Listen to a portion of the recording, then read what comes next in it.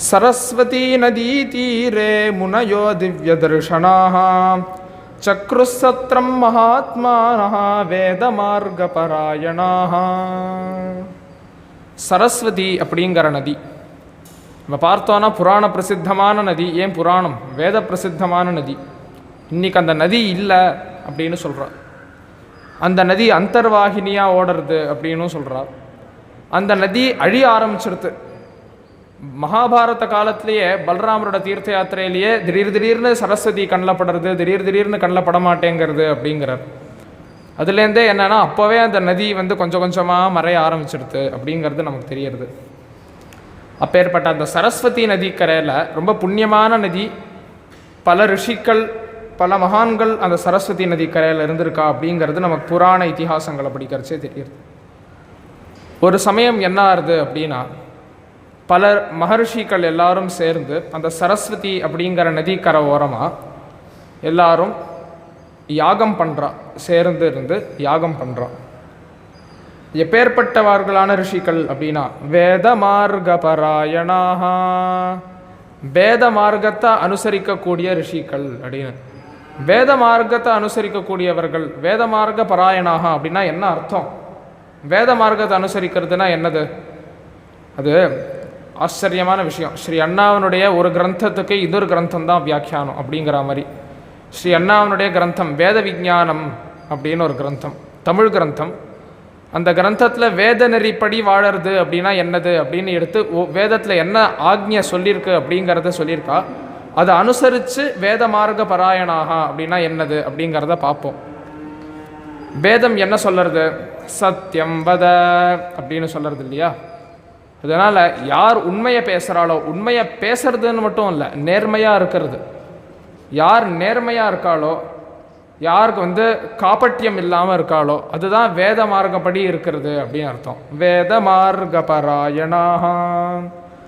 வேதத்தில் என்ன ஒரு தர்மம் சொல்லப்பட்டிருக்கு அப்படின்னா, மாமா ஹிகும்சீஹி நமோ மாத்ரே பிருத்திவியை மாஹம் மாதரம் பிருத்திவி ஹிகும்சிஷம் மாமாம் மாதா பிருத்திவி ஹிகும்சீத். அஹிம்சை அப்படிங்கிற தர்மம் வேதத்தில் சொல்லப்பட்டிருக்கு. அஹிம்சைனா என்னது? Non violence. நமோ மாத்ரே பிருத்திவியை, இது ஏதோ மனுஷால இருக்கிற ஜந்துக்கள் அடிக்கிறது அப்படின்னு மட்டும் இல்லை. எர்த், பூமியை பற்றி சொல்லக்கூடிய மந்திரம் என்னன்னா, என்னுடைய பூமாதாக்கு நமஸ்காரம், மாஹம் மாதரம் பிருத்திவி ஹிகும் சிஷம். இந்த பூமாதாவை நான் ஹிம்சை பண்ணலை அப்படின்னு சொல்ல. பூமாதாவை ஹிம்சை பண்ணுறதுன்னா என்னது அப்படின்னா, ஏதோ நமக்கு தங்கிறதுக்குன்னு ஒரு இடம் அப்படின்னு நம்ம வாழறதுக்குன்னு ஒரு குடியில் அமைச்சுன்னு நம்ம வாழறத போகிறத விட்டுட்டு, அதுக்கப்புறம் அந்த பூமியில் அதை பண்ணுறேன் இதை பண்ணுறேன்னு இருக்கிற அழுக்கு எல்லாத்தையும் பூமியில் கலக்கிறது, எல்லாத்தையும் நதிகளில் கலக்கிறது, சமுத்திரத்தை கலக்கிறது, இந்த மாதிரி உலகத்தை பொல்யூட் பண்ணுறது, அட்மாஸ்பியரையே வாழறதுக்கு சேஃப்டி இல்லாமல் ஆக்கிறது, இதெல்லாமே பூமியை ஹிம்சை பண்ணுறதுனாலே அதுக்குள்ளே எல்லா மனுஷாலையும் ஹிம்சை பண்ணுறது எல்லாம் வந்துடுறது. அதனால் நான் அந்த ஹிம்சையை பண்ணக்கூடாது அப்படின்னு வேதம் சொல்லுறது. அதனால் வேதப்படி வாழறது அப்படின்னா என்னென்னா அஹிம்சை அப்படிங்கிற கொள்கையை எடுத்துக்கிறது. வேத மார்க்க பராயணாக. வேத நெறிப்படி வாழறது அப்படின்னா என்னதுன்னா, சூதாடக்கூடாது. அந்நே ஜாயாம் பரிமிருஷ்யந்தி அஸ்ய யஸ்யாகிருதத் வேதனே வாஜ்யக்ஷா பிதா மாதா பிராத்தர ஏனமாஹு நஜானீமோ நயத பத்தமேதம் அப்படின்னு வேத மந்திரம். என்னது அப்படின்னா, இதை ஒருத்தனை பற்றி சொல்கிற மாதிரி வேதம் நமக்கு ஒரு விஷயத்தை கற்றுக் கொடுக்கறது. என்னது அப்படின்னா, ஒருத்தன் சூதாடின்னு இருக்கான். சூதாடின்னு இருக்கிறச்ச என்ன ஆகுது அப்படின்னா, அவனை அவனுடைய மனைவி விட்டுட்டு போயிடுறா. ஏன்னா அவனோட வாழ முடியாது அப்படிங்கிறதுனால. ஏன்னா அவனோட வாழறது இனிமேல் சேஃப் கிடையாது. அவன் எப்போ சூதாடுறானோ அப்போ புத்தி பேதலிச்சு போகி என்ன வேணா பண்ணிவிடுவான். அதனால் அவனோட வாழறது சேஃப் கிடையாது. அதனால் மனைவி அவனை விட்டுட்டு போயிடுறா. மனைவி மட்டும் இல்லை, பிதா மாதா பிராத்தரா, அவனோட கூட பிறந்தவா, அம்மா அப்பா தானே ஒரு மனுஷனுக்கு இருக்கிறதுலையே ஆர்ஜவமானவா, அவளே விட்டுட்டு போயிடுறானாம். ஏன் அப்படின்னா, அவன் புத்தி பேதலிச்சு போயிட்டு தான் என்ன வேணா பண்ணிவிடுவான். இனிமேல் அவனோட வாழறது சேஃப் கிடையாது.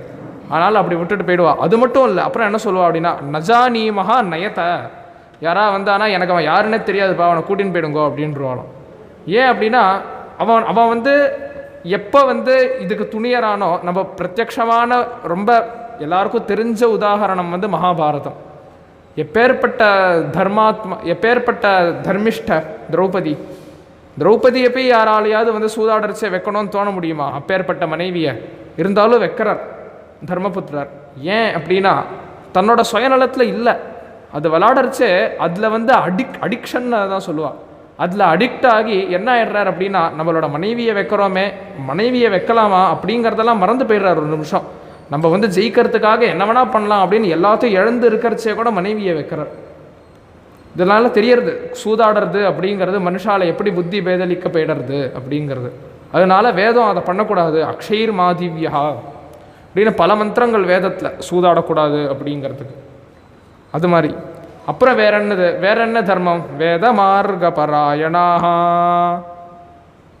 எல்லாத்தையும் விட்டுட்டு ஓடக்கூடாது, உத்தியோகம் பார்க்கணும் அப்படின்னு ஒரு தர்மம். குர்வன் நேவேஹ கர்மாணி ஜிஜீவிஷதக் சமாஹ. என்ன சொல்றது அப்படின்னா வேதம் எல்லாமே வந்து பகவானுடைய பிரசாதம் அப்படின்னு நினச்சி குர்வன் நேவேஹ கர்மாணி ஜிஜீவிஷேத்து விதிவாக்கியமாக சொல்கிறது. என்னது அப்படின்னா நம்ம காரியங்களை பண்ணணும், குடும்பத்தை வந்து சந்தியில் நிற்க விட்டுட்டு ஓடக்கூடாது, பொறுப்பாக ஒரு ஃபேமிலி மேனாக ஒரு கிரகஸ்தனாக இருக்கணும், ஒரு குடும்பத்துக்கு வந்து சம்பாதிக்கணும், சம்பாதிச்சு அந்த குடும்ப மக்களை வந்து க்ஷேமமாக வச்சுண்டு மேலே உலகத்துடைய க்ஷேமத்துக்காக உழைக்கணும் அப்படிங்கிறது வேதத்துடைய முக்கியமான கொள்கை. அதனால் உத்தியோகத்தில் இருக்கிறது அப்படிங்கிறது வேதத்துடைய தர்மம். அதனால் நம்ம சொல்கிறோம் அந்த மாதிரி குடும்பத்தில் மாட்டின்னு இருக்கேன், சம்சாரத்தில் இருக்கேன் அப்படின்லாம் நம்ம வார்த்தையால் சொல்கிறோமே தவிர வேதத்தோட ஹிருதயம் என்னன்னு பார்த்தா குடும்பத்தில் இருக்கணும் அப்படிங்கிறது தான். குடும்பத்தை விட்டுட்டு ஓடணும் அப்படிங்கிறது வேதத்துடைய தர்மம் கிடையாது. அதனால அப்பேற்பட்டவர்களான மகர்ஷிகள். வேற என்னதுன்னா வேத மார்க பராயணாக. வேற என்னது? உபனிஷத் என்ன சொல்றது அப்படின்னா ந கஞ்சன வசதோ பிரத்யாசக்ஷீத தத்விரதம் தானம். தானம்ங்கிறது ஒரு முக்கியமான தர்மம். தானம் அப்படின்னா என்னது அப்படின்னா அதிதி சத்காரம். ரொம்ப அடிப்படையான விஷயம். யாராவது ஒருத்தர் அம்மா சாப்பாடு போடுமா பசிக்கிறது அப்படின்னு கேட்டால் அவளுக்கு சாப்பாடு போடணும். யாராவது ஒருத்தர் கஷ்டப்படுறத பார்க்குறோம் அப்படின்னா நம்மளால் முடிஞ்ச அளவுக்கு அவளுக்கு என்ன உதவி பண்ண முடியுமோ அதை பண்ணணும், அவளுக்கு என்ன கொடுக்க முடியுமோ அதை கொடுக்கணும். அது வந்து சாப்பாடு முதலியதோ இல்லைனா அவளுக்கு வந்து ட்ரெஸ்ஸு முதலியதோ இல்லைனா அவளுக்கு ஏதோ ஒன்று முடிஞ்ச அளவுக்கு ஏதோ ஒரு 50 ரூபா 100 ரூபா கொடுத்து எதாவது வாங்கி சாப்பிடுப்பா அப்படின்னு. யார் முடியாமல் இருக்காளோ, இது முடியாத ஒரு மனுஷனால் நம்ம வந்து எல்லா பகவானை பக்தி பண்ணிட்டு அப்புறம் கண்ணெதிரில் யாரோ ஒருத்தர் பசின்னு வரைச்சி அவனை விரட்டி அனுப்பி என்ன பிரயோஜனம்? அதில் அது பகவானுக்கே பிடிக்காது. அதனால தானம் பண்ணுறது அப்படிங்கிறது அதுவும் ஸ்ரத்தையாதேயம், ஸ்ரத்தையோடு கொடுக்கணும். மட்டும் என்னமா வச்சுக்கோ அப்படின்னு தூக்கி போடக்கூடாது. ஆசையாக அவளுக்கு வந்து வேற என்ன பெருசாக என்ன கேட்டுற போகிறா? ஒரு பசிக்கு ஒரு சாப்பாடு, அதை நம்ம அவள்கிட்ட ஆசையாக நம்ம அவளுக்கு சாப்பாடு போட்டோம் அப்படின்னா அவளுக்கு மனசுக்கு எவ்வளோ சந்தோஷமாக இருக்கும் தெரியுமா? அது வந்து அந்த மாதிரி மனுஷாலாக இருந்தால் தான் புரியும். நம்ம வந்து எப்பயுமே கம்ஃபர்ட்லேயே இருக்கிறதுனால என்னமோ ஒரு வேளை சாப்பாடோட அருமை நமக்கு புரியறதில்ல. சாப்பாடு கிடைக்காம எவ்வளோ பேர் இருக்கா. அப்போ ஏற்பட்ட மனுஷாலாக இருக்கிறச்சே அவளுக்கு ஒரு வேளை சிரிச்சுன்னு நம்ம சாப்பாடு போட்டோம் அப்படின்னா அந்த அருமை அவளுக்கு தான் தெரியும். அதனால தானம் அப்படிங்கிறது அவ்வளோ முக்கியமான தர்மம். அதுவும் வேதத்தை சொல்லியிருக்கு அப்படிங்கிறத பார்க்குறோம். மேலே வேத மார்க பராயணாக. வேதத்தில் என்ன தர்மம் சொல்லியிருக்கு அப்படின்னா சங்கச்சத்வம் சம்வாதத்வம் சம்வோமனாம் சிஜானதாம். சமதர்மம் அப்படிங்கிறது ஒரு முக்கியமான தர்மம் வேதத்தில். சமதர்மம் அப்படின்னா என்னது அப்படின்னா எல்லாரையும் ஏற்றத்தாழ்வு இல்லாமல் ஒன்றா பார்க்கறது அப்படிங்கிறது. நான் இந்த கம்யூனிட்டியில் இருக்கேன், அவன் அந்த கம்யூனிட்டியை சேர்ந்தவன், அவன் வந்து தாழ்த்தி அப்படிங்கிறத பார்க்குறதெல்லாம் வேத விருத்தம். நம்ம வந்து ஒரு அந்தணர் அப்படின்னு நம்ம சொல்லிட்டு நம்மளே வந்து வேதத்துக்கு விருத்தமாக இருக்கலாமா? வேதத்தில் என்ன சொல்லியிருக்கோ அதை முழுக்க கடைப்பிடிக்கிறவாதானே அந்தணர்கள்னே பேர். நம்ம அந்தணர்கள் அப்படின்னு மாறு தட்டின்ட்டு கடைசியில் வந்து நான் வந்து என்னடா நீ என் மேலே படாத, அதை பண்ணாத, நீ இங்கே வரக்கூடாது அப்படின்னு சொல்லி இப்படிலாம் பண்ணியிருந்தோம் அப்படின்னா அது வேதத்துக்கே விருத்தமான ஒரு தர்மம். அது நல்ல அதர்மம். நம்ம வந்து சமதர்மம் இல்லாமல் இருக்கிறதுங்கிறது அதர்மம். அதனால் மக்கள் எல்லாரையும் ஒன்றா பார்க்கணும் அப்படிங்கிறது ஒரு முக்கியமான தர்மமாக இருக்குது.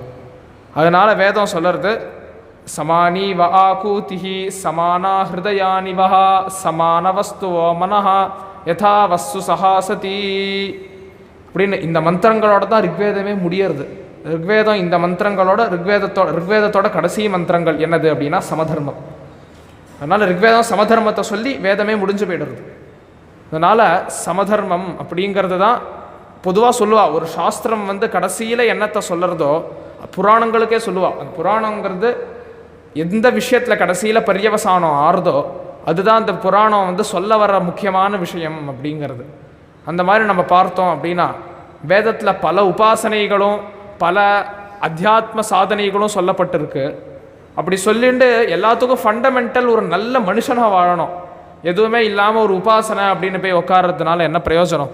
நான் பக்தி பண்ணுறேன், நான் அவ்வளோ நாமா சொல்கிறேன், நான் அவ்வளோ பஜனை பண்ணுறேன், ஃபண்டமெண்டலான ஒரு குவாலிட்டி இல்லாமல் எல்லாம் பண்ணி என்ன பிரயோஜனம்?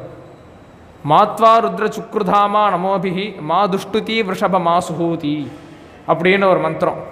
என்னது அப்படின்னா, ருத்ரா நான் ஏனக்கேன பிரகாரேன நான் பாட்டி இஷ்டத்துக்கு வாழ்ந்துண்டு உன்னோட மந்திரத்தை உன்னை பற்றி நான் உன்னை புகழ்ந்துண்டு நான் உன்னை படுத்த மாட்டேன் அப்படின்னு ஒரு வேத மந்திரம்.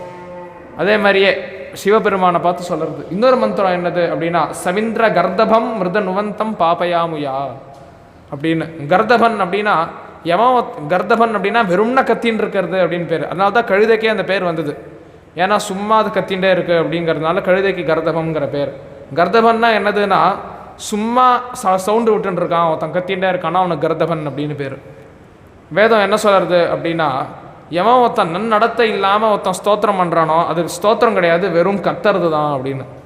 அதனால் என்னென்னா இவ்வளோ உபாசனை எல்லாத்தையும் சொல்லிவிட்டு கடைசியில் எதில் முடியறதுன்னா வேதமே சமதர்மத்தில் முடியறது அப்படிங்கிறது ஒரு ஆச்சரியமான விஷயம். அதனால் எல்லாரையும் ஒன்றா பார்க்க தெரியணும், எல்லாமே பகவான் அப்படின்னு பார்க்க தெரியணும். அது தெரியாமல் மாதா பிதா குருவரோ யுவதி சுஹ்ருச்ச நாதசுதோ கிரக பசு திரவிணாதயச்ச சர்வே மமாயமதி சுந்தர விக்கிரக ஸ்ரீ கிருஷ்ணா ஜகத்ரய சரண்ய கிருதாவதாரா அப்படின்னு கோலால ஸ்தோத்திரத்தில். என்னென்னா அம்மா அப்பா பந்துக்கள் மக்கள் என்னுடைய சாமான்கள் என்னுடைய பொருட்கள் என்னை சுற்றி இருக்கக்கூடிய மிருக பசு பட்சிகள் எல்லாமே கோலாகலம்தான் அப்படின்னு பார்க்கணும். அதுதான் நம்ம பக்தி பண்ணுறதுடைய பரம பிரயோஜனம் அப்படின்னு. அதனால அந்த ஒரு சமநோக்கு இருக்கக்கூடியவர்களாக இருக்கணும் அப்படிங்கிறது வேதத்துடைய தர்மம். வேத மார்க பராயணாக. வேதத்தில் வேற என்ன ஒரு நல்ல குணம் சொல்லப்பட்டிருக்கு அப்படின்னா, ஸ்ரத்த, சின்சியாரிட்டி. எதை பண்ணாலும் ஏனோ தானோ முதல்ல பார்த்தோம் இல்லையா, ஸ்ரத்தையா தேயம் அஸ்ரத்தையா அதேயம் அப்படின்னு வேற ரொம்ப அதை கிளாரிஃபை பண்ணுறது. ஸ்ரத்தையா கொடுக்கணும், அஸ்ரத்தையா கொடுக்கக்கூடாது அப்படிங்கிறத. அந்த மாதிரி ஸ்ரத்தையா அக்னி சமித்தியதே ஸ்ரத்தையா விந்ததே ஹவிஹி ஸ்ரத்தாம் பகஸ்ய மூர்தனி ஹவிஷா வர்தயாமசி. இந்த மாதிரி என்னது அப்படின்னா, நம்ம ஒரு அக்னி உபாசனை பண்ணுறோம், நம்ம ஒரு பக்தி பண்ணுறோம் அப்படின்னா ஏனோ தானோன்னு நம்ம அர்ச்சனை பண்ணிட்டு இருக்கிறச்சேவோ பூஜை பண்ணிட்டு இருக்கிறச்சேவோ சுற்றி இருக்கிறவாளை பார்த்துண்டு அவள்கிட்ட பேசிண்டு அவள்கிட்ட சண்டை போட்டுண்டு இப்படி பண்ணோன்னா நம்ம பண்ணுற பூஜைக்கு என்ன பிரயோஜனம்? பூஜைங்கிறதே நம்ம மனசை யத் கீர்த்தனம் யத் ஸ்மரணம் யதீக்ஷணம் யத் வந்தனம் யத் ஸ்ரவணம் யதர்ஹணம் லோகஸ்ய சத்யோ விதுனோதி கல்மஷம் தஸ்மை சுபத்ர ஸ்ரவசே நமோ நமஹா அப்படின்னு பாகவதமே சொல்லியிருக்கு. பகவானை கீர்த்தனம் பண்ணுறதுக்கோ பகவானுடைய கதையை கேட்கறதுக்கோ பகவானுடைய கதையை சொல்கிறதுக்கோ பூஜை பண்ணுறதுக்கோ கோவிலில் போய் பகவானை பார்க்கறதுக்கோ நாம ஜபம் பண்ணுறதுக்கோ இது எல்லாத்துக்குமே என்ன பரம பிரயோஜனம் அப்படின்னு பார்த்தோம் அப்படின்னா, நம்மளுடைய உள்ளே இருக்கக்கூடிய அழுக்கெல்லாம் நீக்கிக்கிறோம், அதுதான் பரம பிரயோஜனம். அப்படின்னு இருக்கிறச்சே அந்த பூஜை அந்த ஒரு உபாசனை அந்த ஒரு பாராயணம் அந்த ஜபத்தை வச்சுட்டே நம்ம அழுக்கை இன்னும் ஆக்கிக்க கூடாது. நான் எவ்வளோ பூஜை பண்ணுறேன், நான் எவ்வளோ வருஷமாக கைங்கரியம் பண்ணிட்டு இருக்கேன், என்ன போய் அவன் எப்படி பேசுகிறான் பார்த்தியா அப்படின்னு. நான் 10 வருஷமாக கைங்கரியம் பண்ணிருக்கேன், நீ 2 வருஷமாக தான் கைங்கரியம் பண்ணிட்டு இருக்க அப்படின்னு. எந்த கைங்கரியத்தினால நம்மளோட அழுக்க நீக்கிக்கணுமே அந்த கைங்கரியத்தினா வச்சுட்டே நம்மளோட அகம்பாவத்தெல்லாம் வளர்த்துடணும் அப்படின்னா அதில் என்ன பிரயோஜனம் அதில்? அதனால் பூஜை பண்ணறச்சே என்னன்னா அந்த பகவானிடத்துல ஃபோக்கஸ் பண்ணி ஸ்ரத்தையாக இருக்கணும். ஸ்ரத்தையாக சின்சியராக பூஜை பண்ணறச்சே தான் நம்ம மனசு அங்கே இங்கே பறக்க விடாமல் அந்த ஃபோக்கஸை நம்ம கொண்டு வரச்சே தான் என்ன ஆறுது அப்படின்னா நம்ம மனசு அலை பாய மாட்டேங்கிறது. நம்ம உண்மையாகவே சொல்கிறேன், ப்ராக்டிக்கலாகவே 10 நிமிஷம் உட்காந்து சின்சியராக கண்ணை மூடிட்டு ஜபம் பண்ணோன்னா நம்ம ஜபம் எழுந்துட்டு பார்த்தாலே யாரையும் திட்டணும்னு தோணாது. ரொம்ப மனசு அந்த ஒரு சாத்விக பாவத்தில் இருக்கும். அது ரொம்ப முக்கியமான ஒரு விஷயம். அதனால் அந்த மாதிரி அந்த சின்சியாரிட்டி அப்படிங்கிறது இருந்தால் தான் அந்த பண்ணுற பூஜையோ எதுவுமே அதோட பிரயோஜனத்தை அடையும் அப்படிங்கிறது. வேற என்ன வேதத்தில் சொல்லியிருக்கு அப்படின்னா, பரோபகாரம் அப்படிங்கிறது. பரோபகாரங்கிறது ஒரு ரொம்ப முக்கியமான தர்மம். மற்றவாளுக்கு ஹெல்ப் பண்ணுறது. ஹெல்ப்பு அப்படின்னு வந்தால் கூட அகம்பாவம் வளர்ந்துடும். மற்றவாளுக்கு சர்வீஸ் பண்ணுறது அப்படிங்கிறது. ராமகிருஷ்ண பரமஹம்சர் சொல்லுவாராம், என்னது அப்படின்னா, நான் வந்து நீ இந்த மாதிரி அவரை சுற்றி இருக்கிற எல்லாரும் இந்த மாதிரி மற்றவாளுக்கெல்லாம் ஹெல்ப் பண்ணணும், மற்றவாளுக்கெல்லாம் நம்ம நிறைய உபகாரம் பண்ணணும் அப்படின்னு ஏதோ ஒரு ஸ்லோகமோ கீர்த்தனமோ இல்லைனா அந்த மாதிரி ஏதோ சொல்லின்னு இருக்கா. சொல்லறச்சே அவர் திடீர்னு அதை பற்றி பேசிகிட்டே இருக்கிறச்சே திடீர்னு சமாதிக்கு போயிட்டாராம். சமாதிக்கு போய் ஒரு கொஞ்ச நேரம் கழித்து ஒரு 1/2 மணி நேரம் 1 மணி நேரம் கழித்து திருப்பி தன்னுடைய சாதாரணமான நிலைக்கு வந்து அவர் சொன்னாராம், எல்லா இடத்துலையும் பகவான் சர்வ வியாபியாக இருக்கான், பகவானுக்கு ஹெல்ப் பண்ணுறதுக்கு நான் யாருடா, நீ வந்து பகவானுக்கு ஒரு புழு, நீ வந்து அவனுக்கு கைங்கரியம்னு நினச்சி பண்ணணும், சுற்றி இருக்கிற வாழ்க்கெல்லாம் கைங்கரியம் சர்வீஸ். ஆனால் தான் சோஷியல் சர்வீஸுங்கிற வார்த்தை வந்திருக்கு, சோஷியல் ஹெல்ப்னு இல்லை, சோஷியல் சர்வீஸ்னு வரைச்சவே நான் வந்து என்னால் முடிஞ்ச கைங்கரிய சர்வீஸ்னால் கைங்கரியம், நான் கைங்கரியம் பண்ணுறேன் மற்றவாளுக்கு அப்படிங்கிற பாவம் வரைச்சே நமக்கு அந்த அகம்பாவம் வளராது. அதனால நம்ம வந்து பகவானுக்கு அதீனமானவன், சுற்றி இருக்கிறவா எல்லாருமே பகவான் அப்படின்னு நம்ம பார்க்கறச்சே நம்ம வந்து சர்வீஸாக பண்ணுறோம் அந்த காரியத்தை, அதனால் நம்மளோட அகம்பாவம் வளராது. அதனால ஹெல்ப்புங்கிறத விட சர்வீஸ் அப்படிங்கிறது ரொம்ப முக்கியம். அதனால வேதத்திலேயே சொல்லியிருக்கு என்னதுன்னா, வேதத்தில் தேவதைகள்லாம் வேதத்தில் இதை பண்ணு அதை பண்ணுன்னு விதிவாக்கியமாக இருக்கும், இல்லைன்னா வேதத்தில் வந்து அந்த தேவதைகளோட குணங்களாக சொல்லிட்டு போகும், நம்ம வந்து அதுலேருந்து அந்த குணத்தை எடுத்துக்கணும் அப்படின்னு நம்ம புரிஞ்சுக்க முடியும். பகவத்கீதையை பார்த்தோம் அப்படின்னா, அப்படி பண்ணு அர்ஜுனா, அப்படி பண்ணு இப்படி பண்ணுன்னு விதிவாக்கியமாக போட்டு ரொம்ப தெளிவாக சொல்லியிருப்பார். இதுவே ராமாயணத்தில் பார்த்தோன்னா பகவத்கீதை அளவுக்கு ஒரு பெரிய கீதை அப்படின்லாம் இருக்காது. ராமாயணத்தில் என்னதுன்னா சாரித்திரமேவ வியாக்கியாதி, ராமருடைய சரித்திரத்தை படிக்கிறோம் அப்படின்னா அவருடைய கதை, அவர் வந்து நிறைய இடத்துல இப்படி பண்ணு அப்படி பண்ணுலாம் சொல்லிட்டு இருக்க மாட்டார், நம்ம அவரோட கதையை படித்தே புரிஞ்சுக்கிறோம், ஓஹோ இந்த மாதிரி இருந்ததுன்னா நம்ம இப்படி இருக்கணும் போல இருக்கு அப்படிங்கிறத. அது ராமர்னு மட்டும் இல்லை, பரதனாக இருக்கட்டும் சீதையாக இருக்கட்டும், ராமாயணத்தில் கற்றுக்க வேண்டிய கேரக்டர் ராமரை தவறையே பல பேர் உண்டு. இது மாதிரி பரதன் அப்படின்னு எடுத்துட்டோம் அப்படின்னா தனக்கு அகம்பாவம் வந்துடக்கூடாது அப்படிங்கிறதுனாலேயே ராம பாதுகைகளை வச்சுண்டு பாதுகைக்கு அதீனமாக ஈஷாவாஸ்யம் இதம் சர்வம் யத்கிஞ்ச ஜகத்யாம் ஜகத் தேன தியக்தேன புஞ்சீதாகா, அதே தான் பரதனோட வாழ்க்கை அப்படி தானே இருந்தது. ஆனால் குர்வன் நேவேக கர்மாணி, அவன் அதுக்குன்னு எல்லாத்தையும் விட்டுட்டு போயிடலை, விட்டுட்டு வந்துடுறேன் அப்படிங்கிறச்சே கூட பிரபு என்ன சொல்கிறார் அப்படின்னா, இருப்பா இல்லை ராஜ்யத்தை பார்த்துக்கோ அப்படின்னு சொல்லி முடிஞ்ச அளவு கன்வின்ஸ் பண்ணுறார். அவரும் நாட்டுக்கு திரும்பலை, பரதனையும் காட்டுக்கு வர விடலை. ஏன் அப்படின்னா அந்த அளவுக்கு அவரோட தர்மத்துக்கு இம்பார்ட்டன்ஸ். அந்த இடத்துல அவர் வந்து நடுவில் வந்து 10 வாக்கியம் வந்து பேசலை இந்த மாதிரி அப்படி இருக்கணும் இப்படி இருக்கணும்னு, அங்கே அந்த கான்டெக்ஸ்டுவலாக பரதனுக்கு அமையக்கூடிய ஒரு உபதேசம், அவ்வளோதான். அதே மாதிரியே பரதன்ட்ட வந்து ராஜ்யம் வந்து அப்படி நடக்கிறதா இப்படி நடக்கிறதான்னு கேள்வி கேட்டு அதை படிக்கிறவாளுக்கே என்ன புரியும்னா, ஓஹோ இப்படிலாம் பண்ணணும் போல இருக்குது, இப்படி இருக்கணும், ஒரு லீடர்னால் இப்படி இருக்கணும் அப்படிங்கிறத நம்ம தானாக புரிஞ்சுக்கிறோம். அதனால வேதமும் அப்படி தான். வேதத்தில் பார்த்தோம் அப்படின்னா தேவதைகளை பற்றி என்ன குணங்களை சொல்லியிருக்கோ, வேதம் இப்படி பண்ணு அப்படி பண்ணுன்னு விதிவாக்கியமாக நிறைய சொல்லாது. ஆனால் அந்த தேவதைகளோட குணங்களை வச்சு, இப்போ சிக்ஷானரஹா பிரதிவஹா அகாம கருஷனஹா அப்படின்னா லஸ்ட்டில் விழாதவர் அப்படின்னு இந்திரன் அப்படிங்கிற தேவதையை பற்றி சொல்கிறது. இதுலேருந்து நம்ம என்ன புரிஞ்சுக்கணும் அப்படின்னா, நம்ம லஸ்ட்டில் விழக்கூடாது அப்படிங்கிறத. சிக்ஷானரஹா அதுவும் வேதமே கற்றுக் கொடுக்கறது, அவள்கிட்டேருந்து கற்றுக்கணும் தேவதைகள்கிட்டேருந்து அப்படின்னு. அந்த மாதிரி ஓஷதி அப்படின்னு ஒரு தேவதை, ஓஷதீக்கள், அந்த ஓஷதீக்களை பற்றி ஒரு சூக்தம், யாஜாத்தா ஓஷதயா அப்படின்னு. அந்த ஓஷதீக்கள் என்ன சொல்கிறது அப்படின்னா, ஓஷதய சம்பதந்தே சோமேன சஹராஜ்ஞா யஸ்மை கரோதி பிராமணஸ்தகும் ராஜன் பாரயாமசி அப்படின்னு.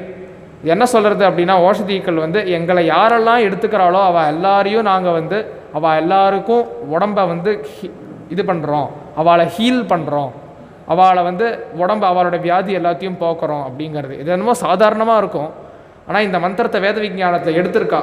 எதுக்கு அப்படின்னா, ஓஷதீக்கள் வந்து எப்படி தன்னை நாடி வரவாளுக்கோ இல்லைனா தான் வந்து யாருக்கெல்லாம் கையில் அகப்படுறோமோ அவள் எல்லாருக்கும் நான் ஹீல் பண்ணுறேன் அப்படின்னு இருக்கோ, அந்த மாதிரி நம்ம கண்ணில் படுறவா எல்லாருக்கும், நம்ம யார்கிட்டலாம் அகப்படுறோமோ அவள் எல்லாருக்கும் நம்ம உபகாரம் பண்ணணும் அப்படின்னு சொல்லி எடுத்திருக்கா.